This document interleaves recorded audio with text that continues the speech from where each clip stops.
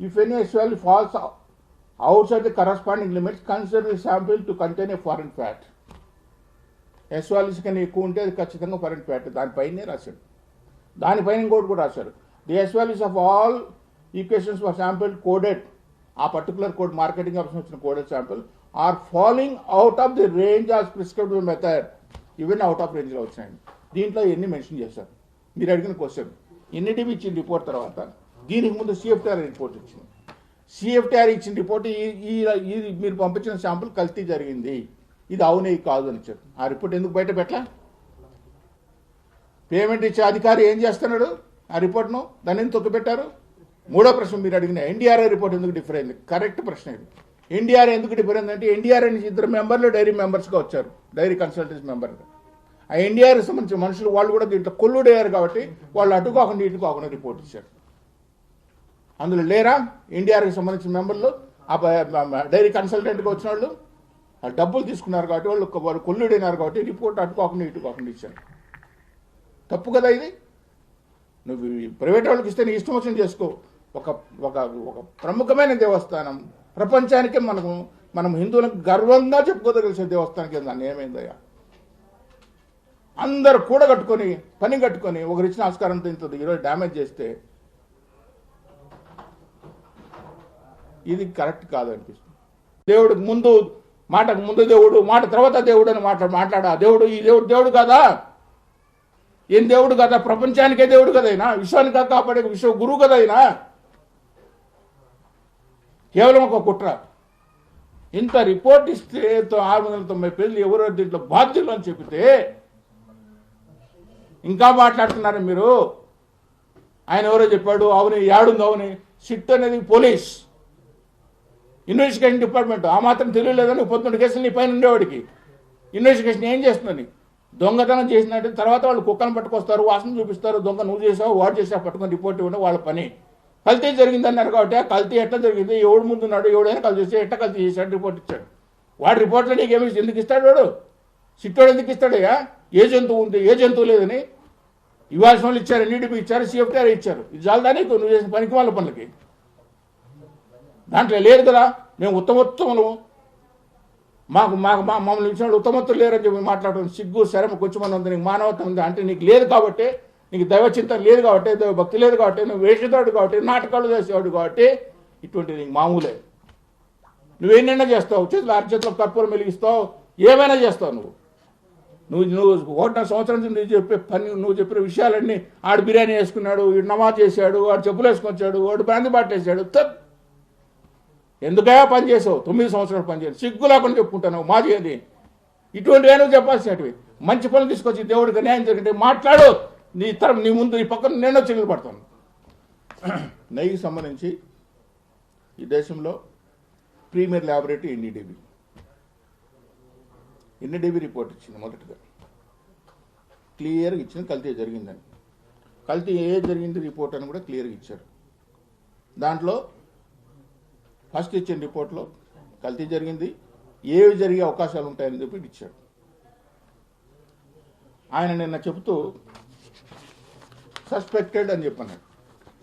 సుబ్బారెడ్డి గారు చెప్తూ సస్పెక్ట్ అనుమానాస్పదంగా ఇవి ఉండొచ్చు, దాంట్లో జంతువులు, సోయాబీన్, పామాయిల్, ఫిష్ ఆయిల్ రకరకాలు చెప్పాడు. దానికి ముందే ఇచ్చారు సిట్టోళ్ళు. సస్పెక్టెడ్ అని చెప్పలేవాళ్ళు. సస్పెక్టెడ్ కింద మాట ఉన్న మాట ఉంది, పైన 2 మాటలు ఆయన కన్వీనియంట్గా ఆయన తీసేసుకున్నాడు. దీంట్లో ఏం రాశాడు? ఒక పుణ్యక్షేత్రంలో ద్రోహం చేయడానికి పాలక మండలి, అధికారులు, ట్రేడర్లు, కొంచెం రాజకీయ పార్టీలు ఇన్వాల్వ్ అయ్యి మొత్తం ఒక వ్యక్తిని ఎట్లయితే కక్ష ఫ్రాక్షన్ రాజకీయం చేయకపోతారో ఆ విధంగా పని కట్టుకొని ప్రపంచ ప్రఖ్యాతగాంచిన వెంకటేశ్వర స్వామి గుడి, తిరుమల తిరుపతి దేవస్థానం పైన పని కట్టుకొని కుట్ర పన్నెండు మహానుభావుల చరిత్ర గురించి మేము ముందు ఉంచబోతున్నాను. సాక్షాత్ స్వామికి సంబంధించిన లడ్డు కల్తీ జరిగింది అని చెబితే, కల్తీ విషయంలో సిట్ అనే ఒక ఇన్వెస్టిగేషన్ ఏజెన్సీ వేస్తే ఆ సిట్టు ఐపీ, సిఐడి, సుప్రీంకోర్టు నియమించిన CBI వాళ్ళు, FSSAI సంస్థ ఇంతమంది కలిసి నివేదిక ఇస్తే ఆ నివేదిక ఏంటంటే వైఎస్ఆర్సీపీ పార్టీలో జగన్మోహన్ రెడ్డి గారు ముఖ్యమంత్రిగా ఉన్న పరిపాలనలో అప్పుడున్న పాలక మండలి చేసిన అఘోరాలు ఏంటంటే వాళ్ళు తీసుకున్న నెయ్యి కాదు, అంటే ఇంతకాలం జనాలకి ఏంటంటే కల్తీ మాత్రం జరిగింది, ఏదో కొన్ని రసాయనాలు కలిపిన కొంతమంది, ఏదో కొంత జంతువులు కొవ్వు కలిసిపోయిన కొంతమంది రకరకాలుగా మాట్లాడుతుంటే విషయం ఏంటంటే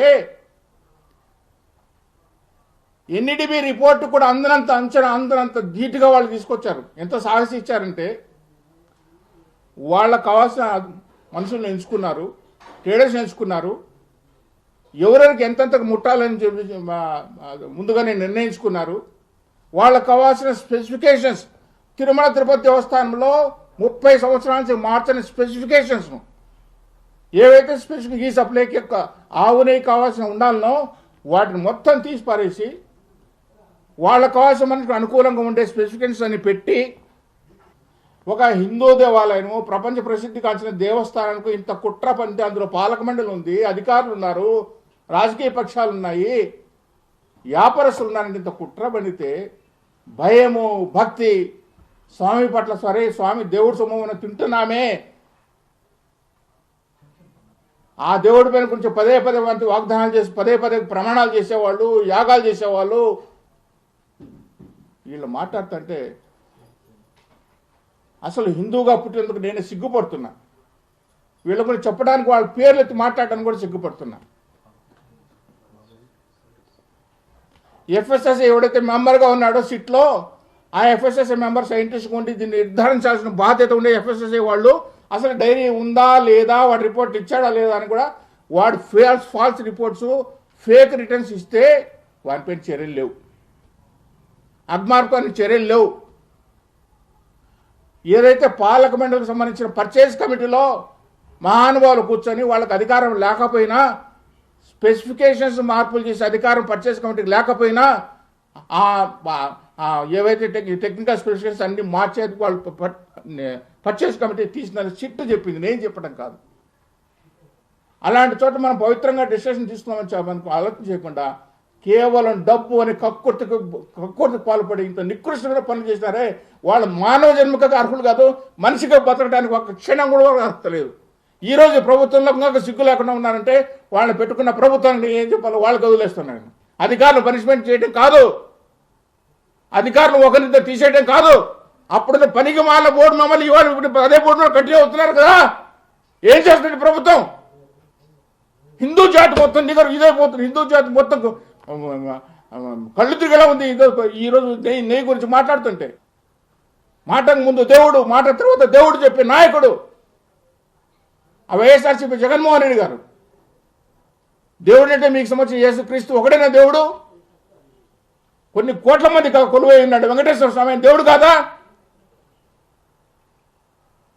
మీ నాన్న పడుకునే ముందు లేచిన తర్వాత ప్రతిరోజు బైబిల్ చదువుకొని వస్తాడు. మీకున్నంత అంత భక్తి దేవుని కొంటే హిందువులకు భక్తి లేనుండదా?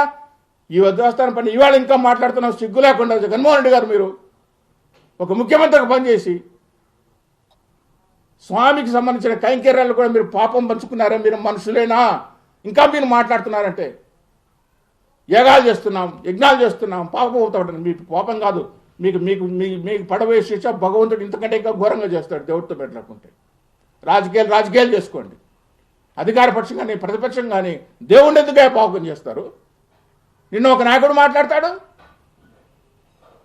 భక్తులు బాధ్యత తీసుకోవాలి. మీరు కల్తీ చేసిన ప్రసాద భక్తులు తినాలా? గుళ్ళోకి వస్తే మీ దగ్గర నెట్టించుకొని భక్తులు పడాలా? మీ దగ్గర తిట్టించుకొని భక్తులు పడాలా? భక్తులు బాధ్యత తీసుకోవడమేంది? మీరంటే మీరు కూతురు మీడియా ముందు కూర్చొని మాట్లాడితే భక్తులు ఏ విధంగా బాధ్యత తీసుకోవాలి?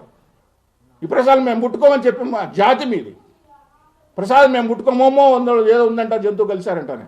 ఎక్కడైనా ఈ రిపోర్ట్లో జరిగిన చరిత్ర అంతా చూస్తే దీని వెనకాల ఎవడున్నాడు, ఎంత చరిత్ర ఉంది, ఎంత చరిత్రహీనులని వాళ్ళ దేశాన్ని పరిపాలిస్తున్నారు. ఇవాళ ఎవడాశ్రమం ఉంది దీంట్లో? ఎందుకు ఇంత ధైర్యం చేశారు? ఒక ప్రముఖ పుణ్యక్షేత్రం మక్కాకు చేయగలుగుతారా? ఇజ్రాయెల్కి వెళ్ళి చేయగలుగుతారా? ఒక చర్చికి చేయగలుగుతారా?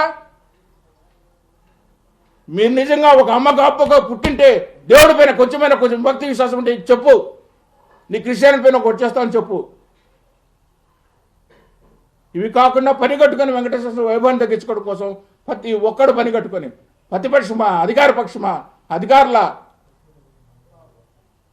ఏ పాలకమండలి వస్తే ఏదో రోబోటిక్గా కూర్చొని ఏదో చేసేసుకుంటాం కదా. పాలకమండలి ఎందుకు, పనికిమాల పాలకమండలి ఎందుకు ఉండాలి?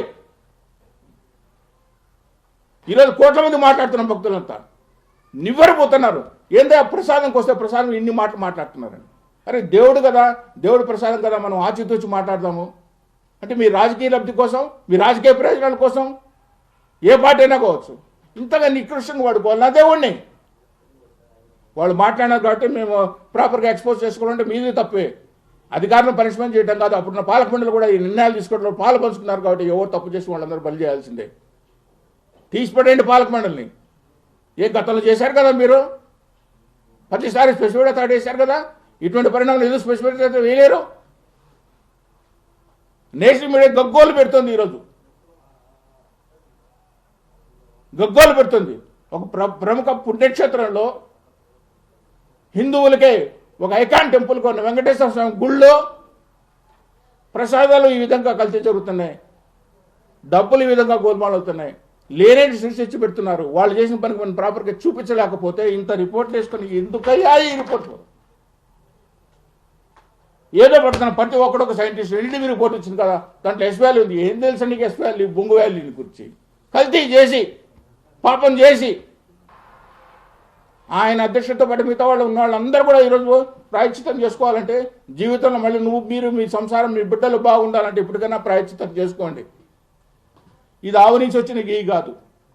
పామల్న సోయాన పక్కన పెట్టి ఒక ల్యాబొరేటరీలో తయారు చేసిన గీ తీసుకొచ్చి అది కొన్ని సంవత్సరాల పాటు వేల కేజీలు నెయ్యి సప్లై చేశారే, ఇది ఇంతకంటే పాపం ఇంకొకట. ఇటువంటి ఆలోచన మీకు వచ్చిందే, ఇటువంటి దుర్మార్గమైన ఆలోచన. కొన్ని లక్షల మంది చంపితే ఎంత పాపమో అంతకంటే ఎక్కువ పాపం. కొన్ని లక్షల మంది నిలువెత్తు కోస్తే ఎంత పాపం వస్తుందో అంతకంటే గొప్ప పాపం. కోట్ల మంది వచ్చే రోజు ప్రసాదం ఇస్తే, ఈ ప్రసాదం ఇక్కడే కాదు అమెరికాకు పోతుంది, లండన్ పోతుంది, తీసుకెళ్తారు చుట్టాలకు బంధువులకి ఇస్తారు, కళ్ళకు అద్దుకొని చెప్పులు తీసి తీసుకుంటారు ఏ ప్రసాదము. ఆ ప్రసాదన చేయడానికి మీరు సాహసంగా ముందుకు వచ్చారు. ఆ ప్రసాదన కూడా కల్తీ చేద్దామని చెప్పి 250 కోట్ల లంచం కోసం తీసుకొని ఇంత పాపిష్టి పని చేసినారే. ఇంకా ఎందుకయ్యా దేవుడి పేరు చెప్పుకొని యామాలు యజ్ఞాలు అవన్నీ చేస్తామని చెప్పి ఇప్పుడు కానీ ఆయన ప్రయత్నం చేసి చెప్పుకున్నాడు. మిగతా వాళ్ళు కూడా చెప్పుకొని ఈ సమస్యని ఇంతటితో ముగించండి అని చెప్పి హిందువుగా ఆవేదనతో మాట్లాడుతున్నాం.